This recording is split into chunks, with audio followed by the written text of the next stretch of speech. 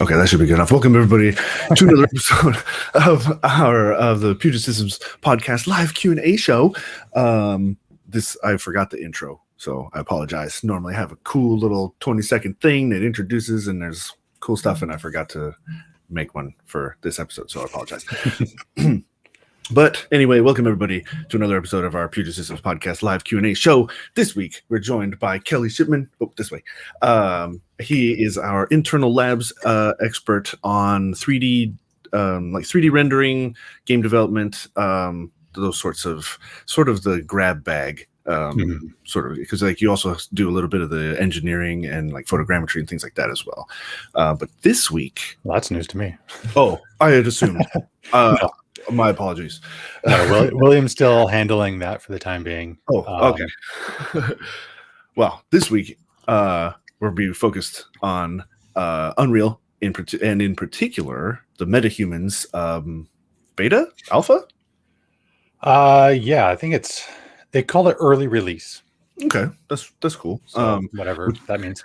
Which is super cool. So just since you're the expert, go ahead and give us a little bit of background on what this is and how cool it really is. All right. So MetaHumans is basically Epic's new tool for creating realistic, and one of the keywords they use is plausible, realistic human characters. So it's a tool specifically to make very high fidelity human characters that are fully animated, fully rigged, ready to go for motion capture, traditional animation, whatever. And you have all kinds of controls over how to make this character. This is basically just an easy way to get a realistic looking character into your scene, ready to go without much work, without the traditional pipeline. Okay. What would be the traditional pipeline? It would be like, I guess the most traditional would be sculpting the character in like using Maya, and then a program like ZBrush to get the really fine detail sculpting, or Mudbox, but usually ZBrush is the main one. And then sculpting that down, then you'd have someone that makes a skeleton, which is all the control points within the character to animate. And then like you have to then the bendy bits and things. Yeah. Yep. And then you then have to weight all of the vertices of the model to those control points, the bones. So when you move your arm, these vertices connect to this bone and not this bone. So that way when you do this, the right parts move. And then on your elbow, you have to like figure out what percentage of which bone they go to, because there's a little bit of both in there, and it gets complicated. So this, you export the character and it's all done, all ready to go. Oh, cool. Which is pretty cool. It's very helpful for a lot of industries. There's a lot of limitations to it. Like, for example, it's supposed to be plausible humans. The way they did this, instead of like creating a bunch of characters the traditional way, and then you just kind of like morph between them, which is what like a lot of times a character creator or character selection in a game does. Oh, sure. Just kind of like morphs between different things. Yeah. They actually went out and 3D scanned a whole bunch of people, input all that info into a database, and basically you're moving between data sets, and then it then combines that into a 3D model when you export it. So because of that, it can't create anything that it hasn't already seen. Oh, okay. So that's part of why it's only plausible humans, because it can only make variations of the nose that it has seen. You can't make pointy ears because it's never scanned an elf ear. Okay. That's a little unfortunate. You can't have orc tusks because it's never had that. So they acknowledge that that's a limitation, but it's also not the goal at first. It's just to get plausible humans and kind of start going there. Okay. There's a lot of calculations that are going on behind the scenes to make it as realistic as possible, with like calculating how the fluid builds under the skin and all that kind of stuff as you morph between them. to help it make it even that much more realistic. So, yeah, and then if you were to go use that information to try to make an orc or something from the fantasy realm, it's just a whole different set of data, a whole different calculations. Okay. So they're focusing on humans, realistic humans. Sure. That makes sense. It's right now the MetaHuman creator. So to create the humans is a cloud-based app. It's not anything you download. You log onto a website and you can start creating. You can swap over to my screen and I can actually show you the creator. So this is the MetaHuman creator. You can see I'm just running in a Chrome browser. Oh, okay. And there's a bunch of preset characters that they have, or preset humans, I guess. Sure. And this is not. So one of the other things that it does, all the hair that's here is not like in a game character where it'd be like just polygons laying on top of each other with a transparent. They're actually doing like hair simulations and stuff like that. Oh, so it gets pretty heavy. Yeah. But so let's pick one. Let's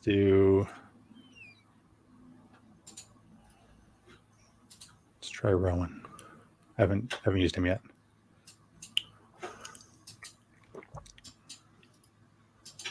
All right. So this is the creator. So I can now, first tool you can do is you can actually blend between these characters. So I could pick some other people and then like this. Now I can go to these control points and then blend between those three people. Oh, okay. Really configure how I want it to look. Then you can like do some movements. I mean, anyone that's played games would recognize a lot of this from like Elder Scrolls, like a Skyrim character creator, stuff like that. Yeah, it's got some cyberpunk feel to it. Yeah, you can get some like very granular details you can change around. And so all this is running right now. Actually, I don't know if this is. This other nice feature about, since this is web-based, you can have it ray traced, and it's doing real-time ray tracing, and you can be on like some laptop from 10 years ago that has no graphics card in it, and it still does ray traced at real time because it's just is being all rendered on the cloud and then just streamed to your machine. Yeah. All right. Yeah. So you can go through, you can do, there's change up the skin, freckles, accents, makeup, the color of your teeth, change hairstyles, everything you could possibly think of that you'd want to do, you could put on here. Okay. Oh, it's like you can see pretty quickly I can go through all these things, including body type. There's some different clothing options. There's not very many clothing options. Pretty limited there. Sure.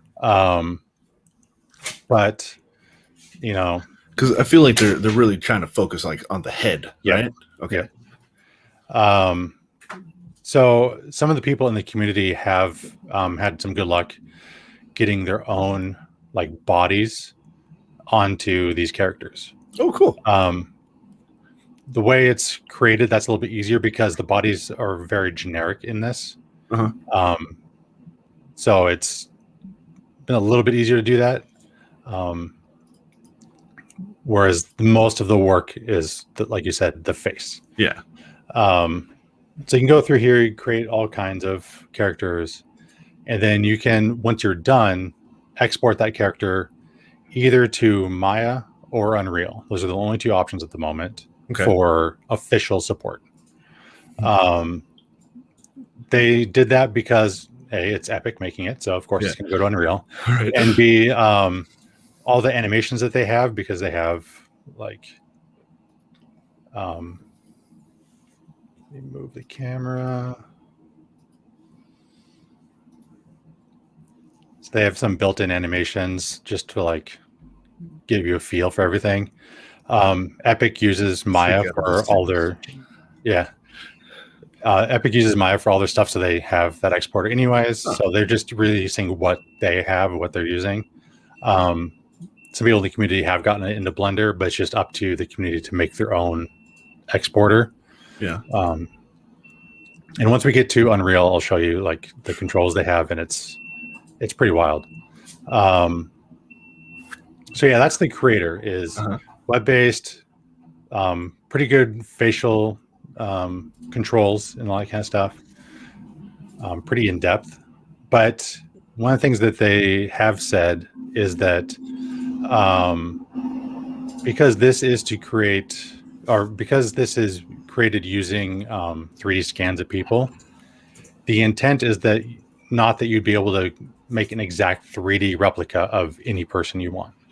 Okay. Like, there's just not that granularity of control at this point. Maybe in the future, once they have more scans, more information going on, you could. Could you scan some? Say you have an actor. Could you scan that person and then take and create a model from your own scan? Do they have that? So, kind of. Okay.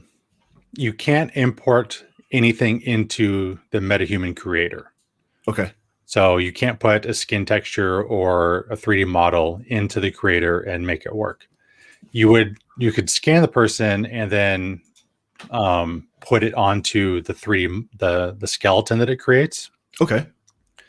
That's possible, but then you're basically doing the traditional setup from before, and you're not really saving any time. You would just use the traditional workflow. Okay. So yeah, at the moment, no. They said they might look into that in the future, but it's not the goal with this right now. Because that'd be super cool. Yeah. Then I feel like that would take some of the weight off of their side of things. You know, so. But before we move on, there is a question from YouTube. Greg Kafalis asks. He says, "I haven't been into MH Creator yet. Sorry if this is obvious. I've seen some ridiculous LOD close-ups of pores and things from MetaHuman. Is that texture scanned or actual deformable geometry?" It is. Yeah, if we get up in here, not sure how it'll show up on the stream, but yeah, they super full screen. They have, like, you can see all the pores on his forehead, individual hairs in his eyelashes and eyebrows, and yeah, it's very high. I think by default it's exporting at 8K texture, so 8,000 pixels by 8,000 pixels. Wow. Which is a huge, like, you'd never put that into a console game for sure. Yeah. And even on my 3090, it kind of, the frame rate drops when I add the character to the scene. But yeah, it's fully in there. And then if I was to like, it's all fully animatable. It's, as the animation starts moving, it bends and squishes and everything. Oh, wow. You can see the detail in the eye. Like, that's a high resolution eyeball right there. You can see all the different blood veins and stuff going on. Wow. So yeah, it's very very high detailed. So it is using 3D texture scans, and then using some kind of mathematical formula in the back end to combine all the faces, because like I said, in the blend, I can then go to skin, and then I guess this is just sculpting, but you can change your freckles and all kinds of other stuff in here, and it kind of will blend it all together and make just a highly detailed thing. Wow. It's pretty incredible, really. There are other programs out in the world that do similar things. There's one called Character Creator 3. There's some pretty mixed opinions on that, especially the company behind it, but I see it used a lot. I think a lot of people complain about the cost of it. Oh, okay. They sell everything in modules. So like Character Creator 3 is one set price, but then if you want more stuff, you have to keep paying more and more and more for all the different add-ons. But that also, Character Creator 3 allows you to do fantasy characters and 3D, like you can put your own face into it and all that kind of stuff. Huh. It just doesn't have the tight integration with Unreal like this does. Like this is within an hour, you can customize a character, have it into Unreal Engine, and then run your face tracking app and be animating your character in Unreal within an hour. Wow. Like it's pretty great. And normally, and so like again with the traditional workflow, that would have taken like a day at least or something. Yeah, well, I mean, to sculpt a character from scratch, if you want, like, especially if you wanted a specific character, probably looking at a week for the face. Wow. Just to sculpt it, and then put that onto a skeleton that you can animate and all that kind of stuff. It's even more time. With the skeleton part, is that kind of a one and done? Like once you have like the mannequin or like the frame, can you then kind of wrap just about anything to it? Yes and no. I mean, everyone's like forearm and bicep arm, whatever that is. Yeah, I did take anatomy in college, in my art classes, but I don't remember all the bones. Your arm femur. Yeah. They're like different proportions to each other, so like you might need to shrink up some bones and stuff like that. But really, the time-consuming part is the weighting, where you attach each vertex to the bone, to like how much it's going to move, how it's going to squish when you flex your arm. Or the face is ridiculous because in your face you have hundreds and hundreds of muscles, and as you move them around, different things happen, and everyone's are different. And that's the time-consuming part, is the weighting. Okay. But I mean, there's the time, and that then corresponds to cost. But if you're doing, some feature length movie, the cost to make that hero character is pretty minimal for what it's going to return. So like doing it the traditional way is still not that big of a deal. Also because you can't do anything that this hasn't been scanned. Say you have a character and in the story he has like this big scar along his face. Yeah. You can't even do that in here. So like a lot of those like character parts of a human, you can't add in very easily. So you'd have to go back to the traditional route. I see. Or you could export this to Maya, do those custom sculpts, and then bring it back in. So yeah, that's what the MetaHuman creator is basically a quick way to get it. Like I see this being huge for like previs. Oh, sure. You want to start blocking out stuff, you could get make a character that looks 75-80% of what your actor looks like. It's close, but doesn't have to be like great. And then it has the full rig set up for motion control, including face, and you could have some stunt performers like blocking out shots the same day, like just in and out, and start getting that previs stuff done, start blocking out everything before your main actors show up on set, or before final, maybe that's not the final movement you're recording, but you just want to do some previs. Like this is huge. Yeah. Get in there and get it done. I don't know if we'll see this in like a AAA game for main characters, or in a, Marvel's not going to release the new movie featuring a MetaHuman, like sure. But they might use it for background characters or stuff like that. You could just populate.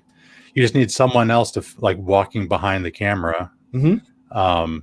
You could do this, have someone motion capture it same day, and put it into your scene and be done. Like just pump it out real quick. So yeah, it will be useful once they get the more powerful sculpting tools into it. then you'll start seeing it in those bigger things. But yeah, it's gonna be really cool. I don't see this being used for architecture. They use a lot of humans into like their shots. They have some people walking through a courtyard or whatever. Yeah, just because no one in there is going to spend the time to animate the character. Sure. They have huge libraries of either videos of people shot on green screen walking with whatever clothing, or 3D scanned people doing whatever. And they can just grab that, plop it in the scene, and render, and they don't have to worry about it. An architect's not going to be like, I need this character and I need this exact motion. Let's get a motion capture suit and go through all that work. That they want to do it. They're focused on the building. Right. They don't care about the people. People is just set dressing. So yeah, and also they specifically said this is not going to be used for character creator in a game. So like if you're trying to make a game and you want to have a character creator option when you like start the game, you can't use MetaHuman to do that. That's because this is all web-based, and then you have to then download that and then attach all the bones, and like there's all this stuff that is just not going to work. Okay. And the download is pretty big. Yeah. And it takes a while to export even from this. Like when I did it earlier, it took probably 10 minutes from when I hit export until when it was like downloaded and into my scene. Okay. Which is like, for developing a character from scratch, not very long. If you're playing a game, that's way too long. Yeah. So, you won't see it for that. Which there was a live stream that Unreal did, and that was asked a lot. It was like, can I put this into my game? And no, not really. Okay. Greg has another question. He's asking, speaking of architecture, do you see this staying so generously included with UE or a separate licensing model like Twinmotion? I'm curious what they're going to do with it, because right now it's standalone. So it's not like it exports to Unreal, but it's not in Unreal. So I wouldn't be surprised if this is separate somehow. I don't know if they'll charge for it or what they're going to do. I definitely see them keeping it very close to their chest. Sure. Yeah. It feels like almost like you're not going to open up Unreal Engine while you're for your project and have this as a tool inside of it. It seems like it's separate, but maybe not necessarily like paid for separately. Right. Yeah. Yeah. I don't foresee them including like building this into Unreal for a long time. Because right now there is, like I said, it's all web-based because it's using a massive amount of data, and they didn't want that to be a download. Yeah. So they kept it all on their server. The processing power to generate all this stuff is pretty intense to be able to render it. I mean, like, I can't make his hair shake. Maybe plays. It was moving a little bit. Yeah. See his hair jiggle. Right. Like that's actually some pretty that's like, this is simulated hair. Oh, yeah. That's an intense process. For sure. So yeah, I don't see this being built in anytime soon. As far as licensing, I don't know what they're going to do with it long term. Unreal or Epic has a little, they kind of go back and forth between stuff being free and then stuff being paid for, and like they really try to get people to pay for it, that pay for things that are going to be making a lot of money off of it. If you're not really making money, they don't really want you to pay for anything. Makes sense. So it's Twinmotion's been a little strange. I'm surprised.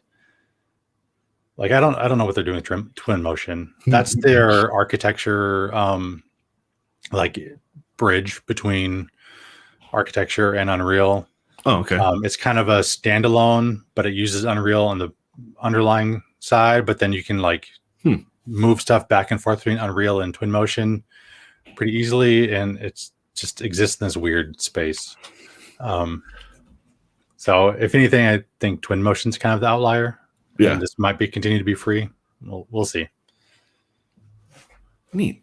So you download. So you make your person, Mm-hmm. and then you export. It downloads something to your computer locally. Yep. Which is, what is that then? So goes into another piece of software. So it goes to Qixel Bridge, which Qixel is a company that Epic bought out a few years ago. Okay. They started off doing generating textures and stuff like that. It was a tool to like procedurally generate textures. They then grew to there's a program called DDO and NDO, like DDO and NDO. Oh, okay. And then they progressed from that to just 3D scanned everything. So they have 15,163 like fully 3D scanned textures and models and stuff. It's all like photorealistic scan stuff. So Epic bought them out. You can use all this stuff in Unreal Engine, and they kind of put MetaHumans into here too. So you'll download your MetaHumans into here. Hey, that's you. Yep. And then from here, you can then, I don't know why it's a multiple step process. Yeah. You can export from here into Unreal. Okay. It's a little weird, an export process for the traditional sense, because normally when you export something in any other software that you've ever used, it exports a file, and it's like, where do you want to save this file to? For this, when you export here, you have to have the Unreal Engine scene you want it to export to. That has to be open and running. And then they'll just export it into the scene for you. And like, it's all there and ready to go. It's a little weird. Yeah. It's which, like, the other weird part about that is that, like, so in your scene, it'll create this MetaHumans folder, which you can just access on your desktop. Like, that's just how Unreal works. If you put something into the content folder on your computer, it shows up in the game. Okay. So I don't know why it's not just like, where do you want to export it to? Because what if I want it in multiple scenes? Do I have to export it multiple times, or can just copy? You could probably just copy and paste it, but I don't know if it's doing some extra stuff in the background. They'll, like, a whole bunch of things will pop up that you need to be like, apply the setting, apply these settings, and so I don't know if it's just because it's trying to set a bunch of stuff for you. Yeah. It's a little weird, but it's not that big of a deal. So yeah, then it creates these folders, and you can just drag your character in. So I already dragged my character in here. And that's pretty much it to get your character into Unreal Engine. Is you just hit export, and then boom, there it is. All running real time. And so now this is local. This is on your machine. Yeah, now it's on my machine. So the web is out of sight. Actually, I'm going to close that because it takes a lot of data, and I just want to dedicate that to the stream. Sure. How intense, or I guess, like, how big is a character in terms of storage space? Let's actually take a look at. I haven't looked at that yet. Projects. Meta Studio.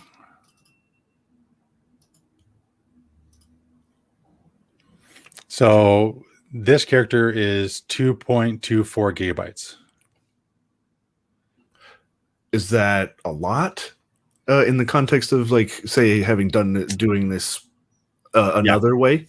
Yeah, that's pretty heavy. Okay. Because if you think about that, if this was Skyrim and you have 100 characters, and there are 2.24 gigabytes each. Oh man! We're getting. And again, that's Call of Duty status. Yeah, that's uncompressed. That's once you package it for a game, it would get smaller. Sure. But yeah, that's a lot of data. Okay. Which is again why they didn't want it to be download. If just the finished character is 2 gigabytes, all the other data that you're not using is that much more. That's yeah. Yeah. But now, so you have a character in here, but at the moment it doesn't do anything. It's just there. Just a mannequin. It's just a mannequin. You could import your own animations if you were to take this, export this skeleton from this. You could, I can't see around my, I can't find it right now. But you could export the skeleton into Maya, put your own animations, bring it back in. They also have a tool where you could, if you have animations already, you can, an animated skeleton, you could merge that to the skeleton that you do have, and some other stuff you could do to get animations onto this. Okay. Basically, if you know how to animate, you can figure out how to get this to do things. Sure. What has gotten a lot of people excited, though, is the real-time motion capture. So be able to like control this in real time using motion capture. Okay. There's a lot of different technologies to do that. Sure. There's Epic has a plugin that you can use an iPhone. It specifically uses an iPhone for the LiDAR and some other stuff. And you can transmit that data into here. There's the old school or highly detailed way of doing it, where you have like the little dots all over and you have a camera in your face and it tracks all that stuff. I set mine up using a software called Faceware Studio. Okay. So Faceware is like, that's what they do, is they have motion tracking software. Like that's what they've done. Okay.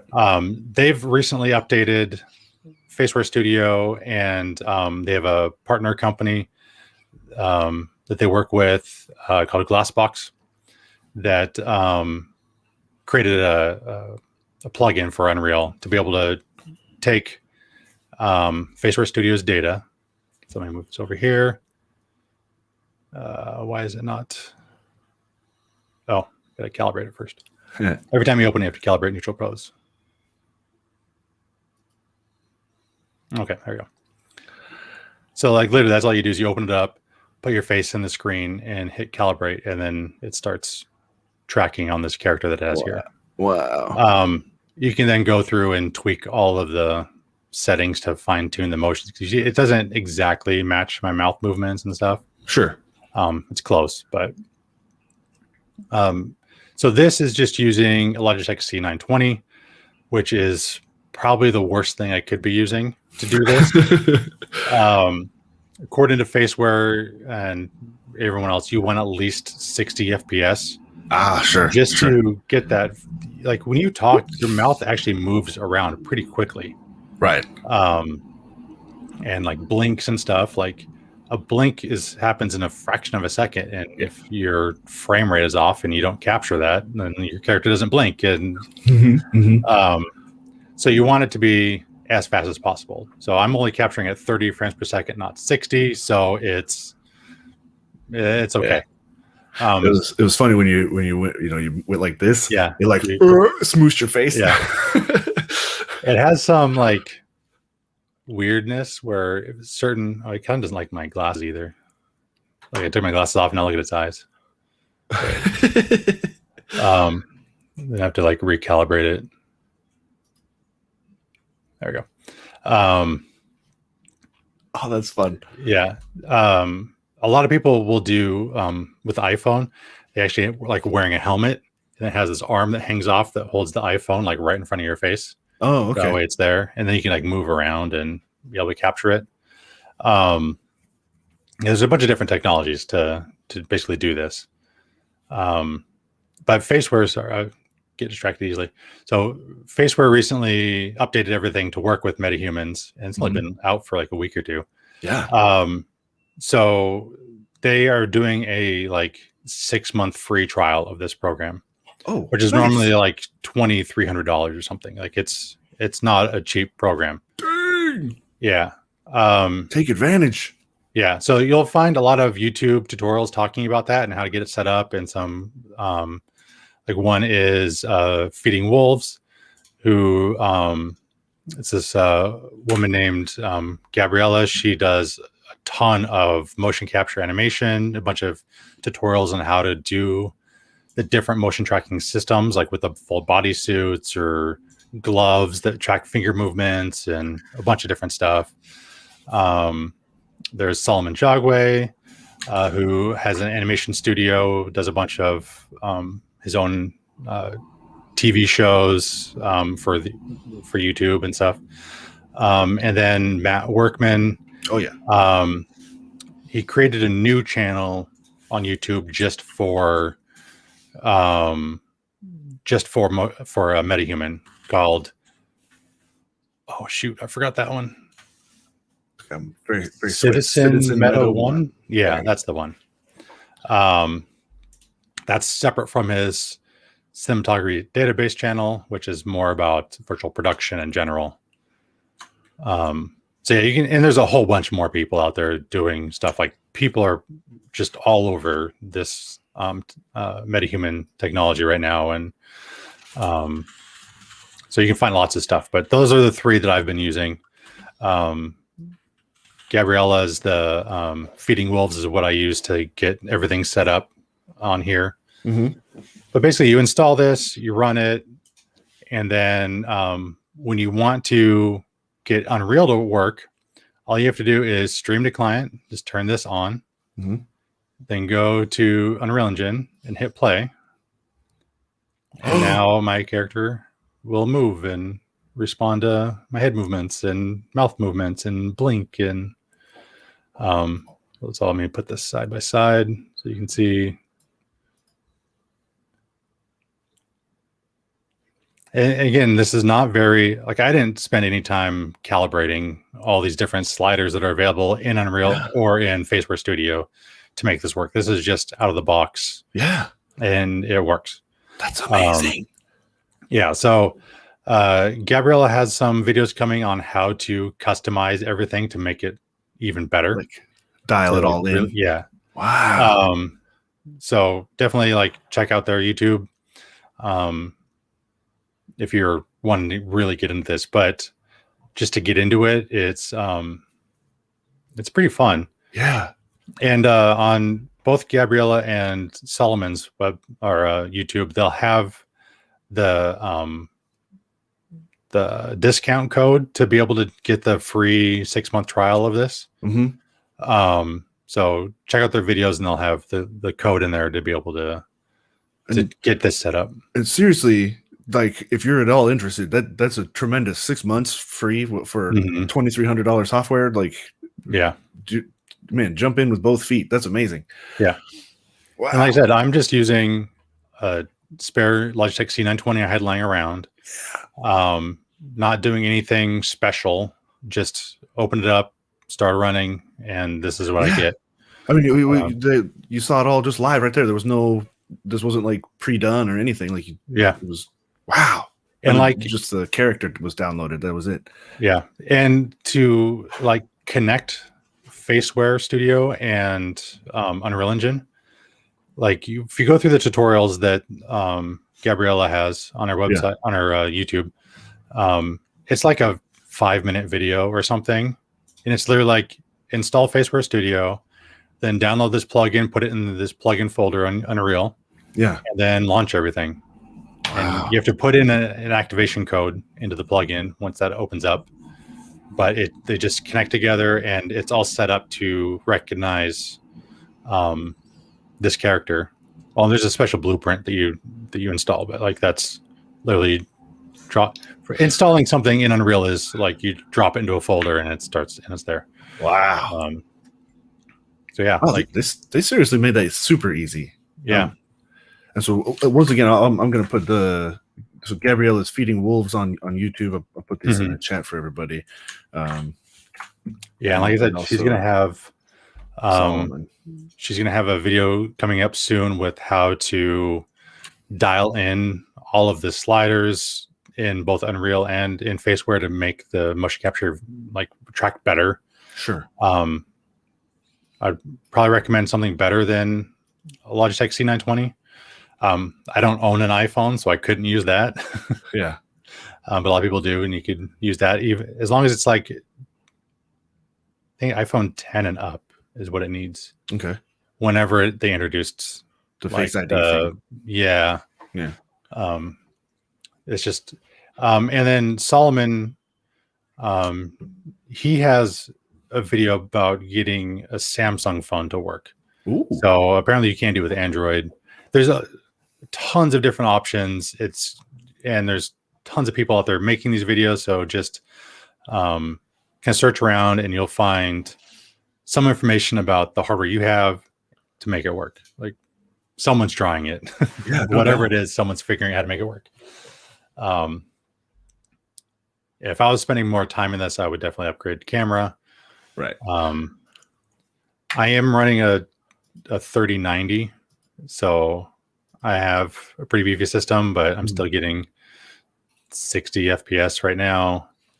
I don't know how much of that is being limited by the fact that I'm only recording at 30 FPS on my cameras, and I'm also running, for some reason, Faceware Studio did not recognize my cameras, just the C920. It would show them, but it couldn't connect to them. But if I ran Logitech Capture, it would recognize that and could read that. So I have extra layers of stuff going on. Plus, I'm also running the stream. I have NVIDIA Broadcast running. I have lots of stuff going, and I'm still only using half my processor. Nice. So your mileage may vary for those of you at home. I currently have ray tracing turned off, but this is the full resolution character. I don't have. You can do a lower resolution, and MetaHuman Creator also exports all the different LODs or layers of detail. Where the further away from the camera you get, it drops more polygons out. Basically, sure. You can actually see that if I was to back up, the beard would disappear because that only exists on the highest level, the highest two levels of the LOD. Oh, that's funny. Beyond that, because it's not created the way a game character would be, where it's just polygons sitting there. Right. It's actual hair. It doesn't work with LOD right now. I see. But you can see little bits of the model change as you move back. It's nice for if anyone is using this in a game. That's kind of a time-consuming part of developing anything for a video game, is developing those LODs, because that helps performance tremendously. And this exports 8 different levels of detail. So you have this huge range of wherever. And if you want to drop off the 2 highest because they're too high resolution, you can do that. And then you have the 6 lower ones. You're ready to go. Wow. So it definitely it's going to be a huge time saver for a lot of people. Really fun to play with. This is a sample scene that was on Epic Store. Just dragging my character and ready to go. Neat. Oh man, this is super cool. I'm excited to see what people are doing with this stuff. This is going to be really cool. Yeah. If you are in any of the if you join any of the virtual production working groups on Facebook, or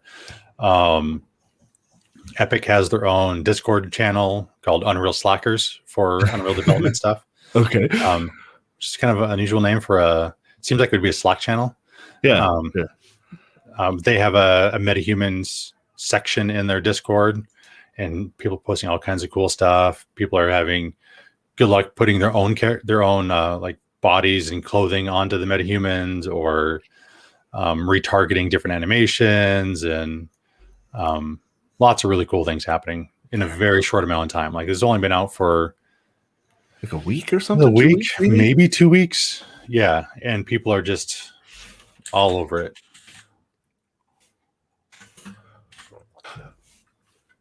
Have you found any kind of any jankiness, any gotchas when messing around with this at all? Anything people should know before diving in? I think the biggest is just don't expect it to be flawless right off the bat. You can get a character from start into the level you see here, where it's reading my head movements and all that kind of stuff in a matter of minutes is not going to work great. Like, Okay. and if you don't know animation, if you don't know Unreal that well, it's going to be a little rough because like this is diving into the deep end Okay. of production. Even though it's super easy to do, Mm-hmm. it is the deep end. Like they're just speeding up the process a little bit. All right. So I'd just say have your expectations in check. But like if you just want to create a simple little like machinima level little animation, like you could have something up and running in no time. Yeah. I've seen some people working on so the main way to do motion capture for this kind of stuff is with suits. They actually have, it's called XN suits or Moses. Oh, I can't remember now. I'm getting confused. There's so many different motion control things depending on what it's checking. But XN is like the big suit that people would use because that like senses everything, every move, every muscle, and then you can get some gloves that sense all your finger movements, and we'll track that into here. Jeez. That's the main way to do it. I've seen some people basically doing the same thing I'm doing with the camera, where it's just using a webcam to do motion capture because like that's what the Xbox Kinect has done, and like a lot of other cameras have had that functionality built into it, so they're getting that to import into Unreal.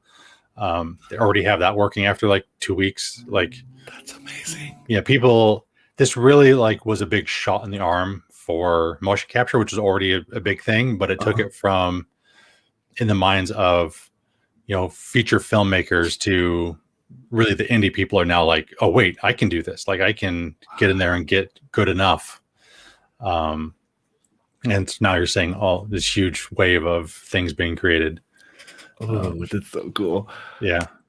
It's really neat to see these different pieces of technology kind of evolving and just popping into existence in a way, and kind of feeling or getting an idea of what the future is going to be like. Yeah.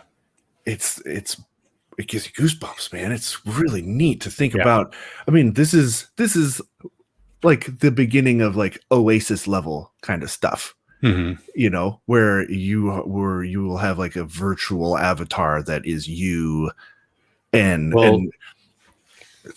that's their next thing that NVIDIA and Epic have both been talking about is the my glasses back on now that I'm not doing motion capture so I can see the screen and read text, is the Omniverse.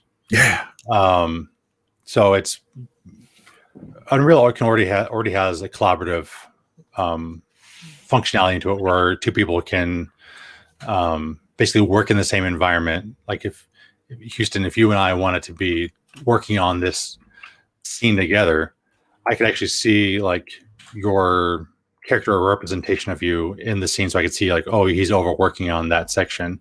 But basically they're going to make it so that like you could have your character walking around in the thing doing whatever,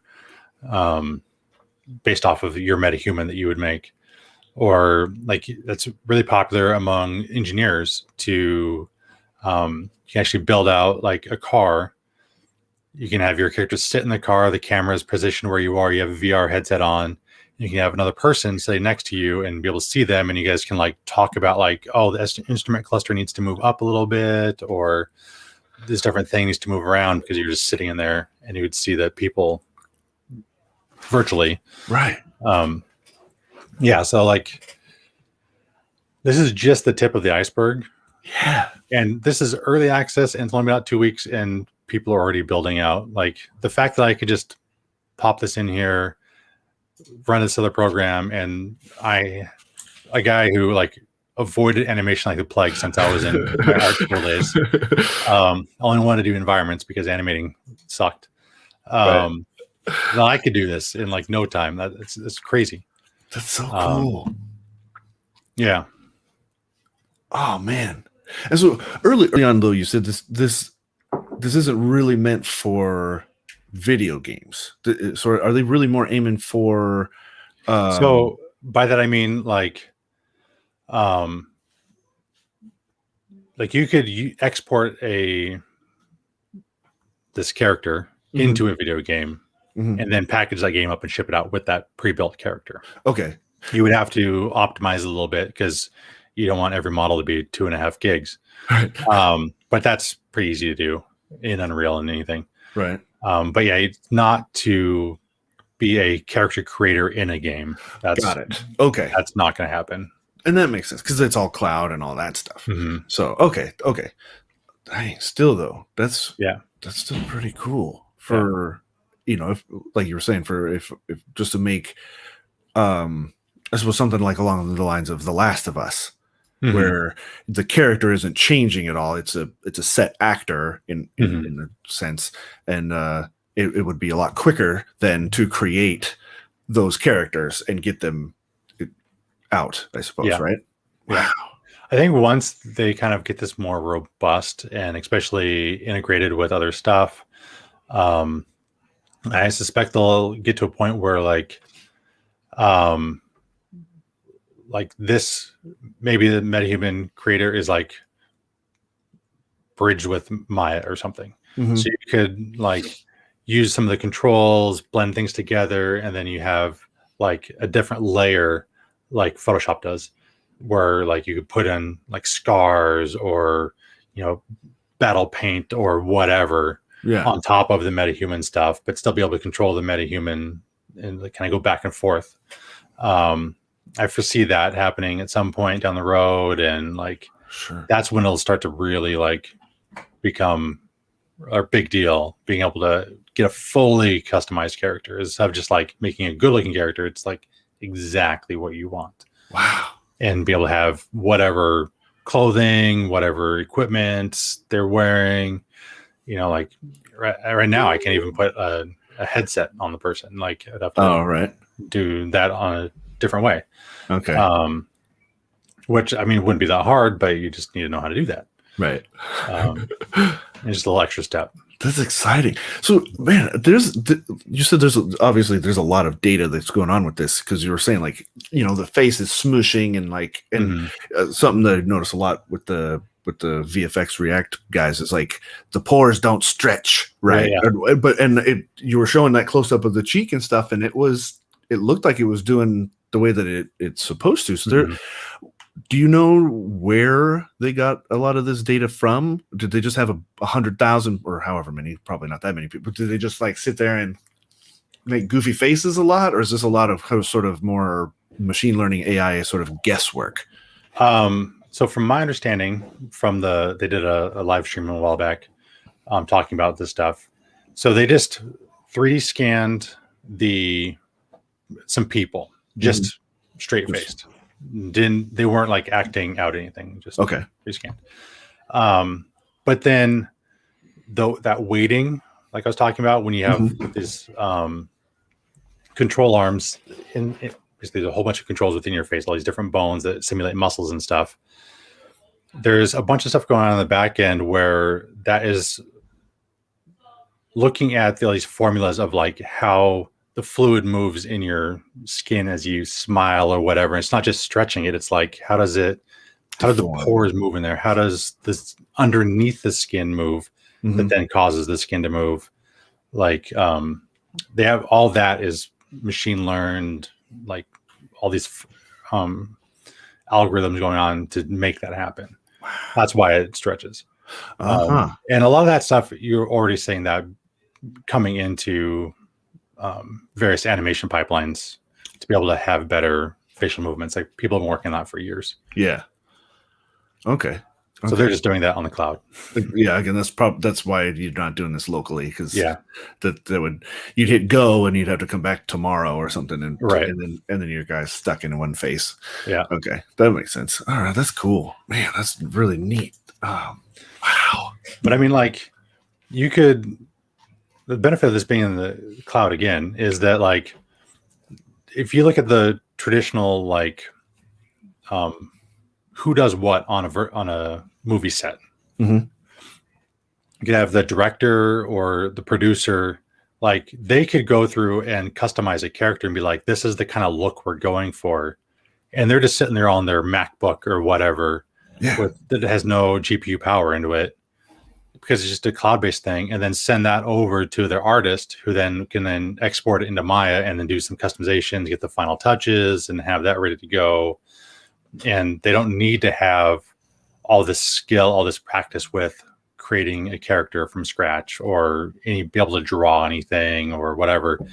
They can just use the tool to make something like, this is the look I want, and then get that to the artist, who will then make it look good. Yeah. Yeah, it really is a good tool to like empower the entire production process. Wow. Once you have it exported, the character, it's just like any other character. You have some level of customization at that point, or can you then edit the?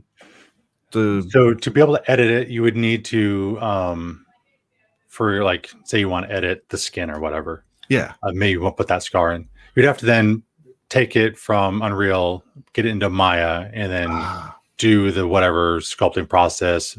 Maybe you just take the face texture that's generated in the folder and put it in Photoshop and do something, even though no one would do it that way anymore. That's how I used to do it back in the day. You just edit everything Photoshop. With how materials work today, you can't really do that very easily. Okay. Because you have too many different materials that need to be edited simultaneously. Before, in my day, it was just the color and then the bump map, and I could do that in Photoshop. Sure. Can't do specular and metallic and all this other stuff. So I can't make Silver Surfer all of a sudden. It would take some work, but you can do it. Yeah. Okay. Actually, I could probably do that to this character in a matter of no time in Unreal, just by changing the material, putting a new material on it. It would probably look a little weird, but I mean, technically it could happen. Okay. I was like, I'm seeing the preview of what you're doing. I'm like, are you going to do that right now? I wasn't going to. Just in case I can't do it. I don't want to like fail on live stream. We only have 3 minutes left. I don't have time. Right. Okay. Well, that's fine. Well, yeah. Okay. So we got just a few minutes. Man, this is super cool stuff. Anything else you want to point out about this? Anything to mention or talk about? And now anything you're kind of excited? I should have like jotted down some notes or something ahead of time. No, there's nothing that I can think of that we haven't talked about. Okay. Basically, this is kind of the tip of the iceberg. Sure. It's going through that phase right now in the Unreal communities where everyone's talking about it, everyone's posting their thing, and people are getting really sick of it. Really? Okay. That's typical. Whenever there's a new tool for any industry, everyone jumps on it like, oh, this is the coolest thing ever. And people are like, calm down a little bit.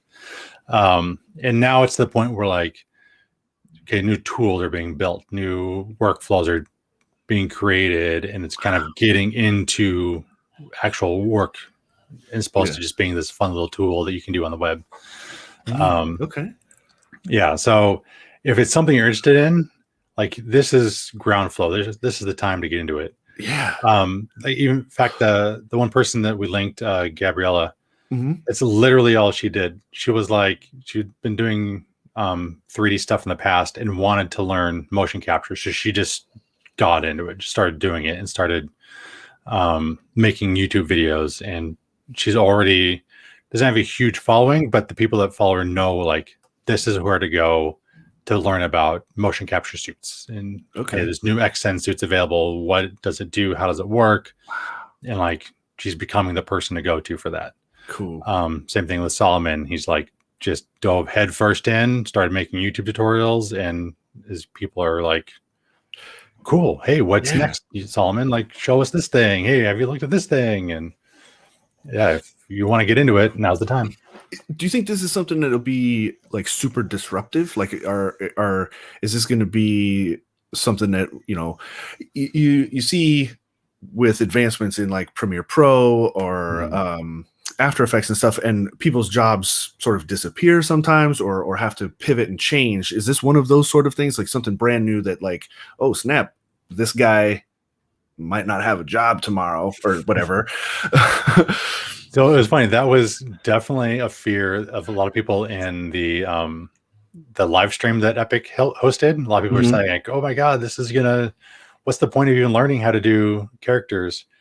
And to that, I would say that's not going to go away anytime soon, especially in its current state. Like, if you want, to make a digital double of Tom Cruise, I can't do that with this tool. If I want to make, is that a yet? Yes. Okay. That's a yet. I mean, any tool is, you can't do this yet. Yeah. If you want to make a fantasy character or even a robot, like this isn't the tool to use.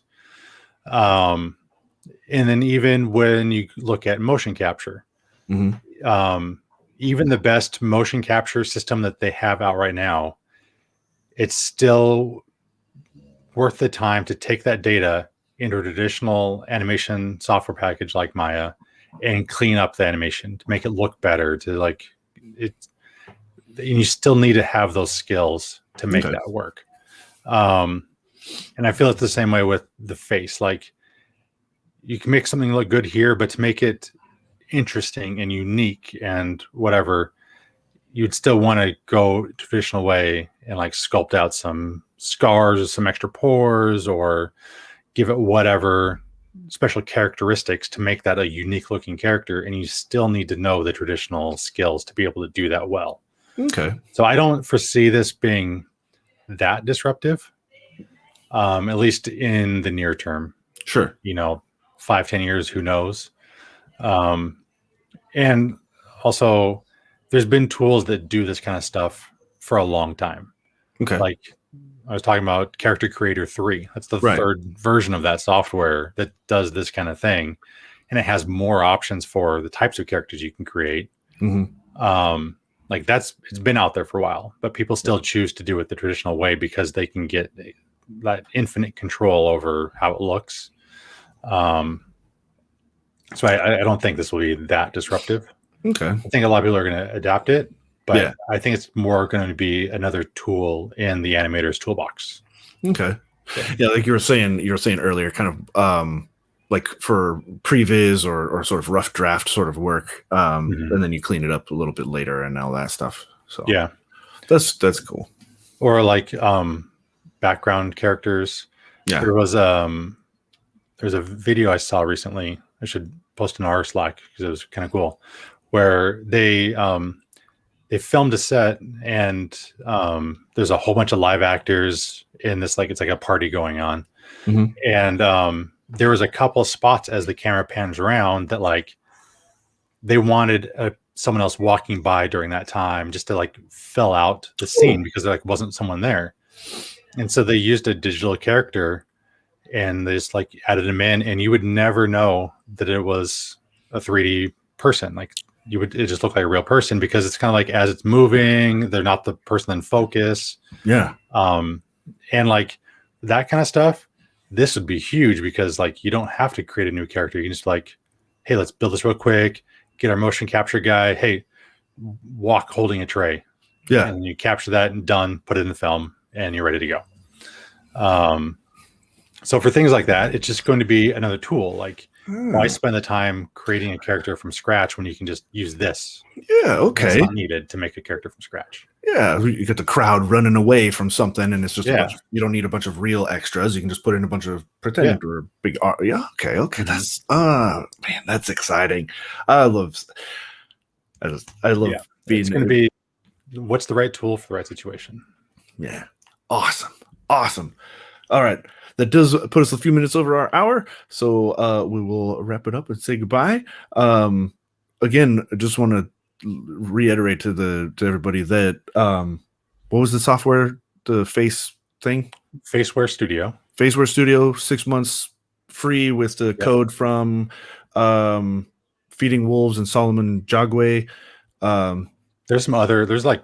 They did a promotion with a ton of people, but those are the two that I've been using to like learn how to do the stuff. So definitely check them out. Check it out. This is super cool stuff. And I feel like this is super brand new. This is something that I think is going to be a mainstay going going forward, this is a big thing. So if you're at all interested in this sort of industry, in this space, man, learn, dive into this. It's free, basically, and it's I think it'll be incredibly valuable to a lot of people going forward. This is amazing. Yeah. And 6 months is a long time to learn a tool like this. Like you can make some cool stuff in 6 months. If I can put that out in a day, right, you can do something cool in 6 months. Right. Well, look at the cool stuff people have been doing in just a couple of weeks. The few days that this has been out. So yeah, take advantage. If this is at all anything you're interested in, this is a perfect time to become an expert. So do it. It's super cool. Thank you, Kelly, for taking time out of your day to join us today. This was really, really interesting, really mind-blowing stuff that I'm floored. So thank you very much. And I want to thank the audience as well for joining us today. We do this every Friday, 1 p.m. Pacific. We bring in internal experts from Puget Systems like Kelly here, and also external experts, folks who are knee deep into the industries that we as a company serve. And we talked about what's shaking. And so tune into that every Friday, 1 p.m. Pacific.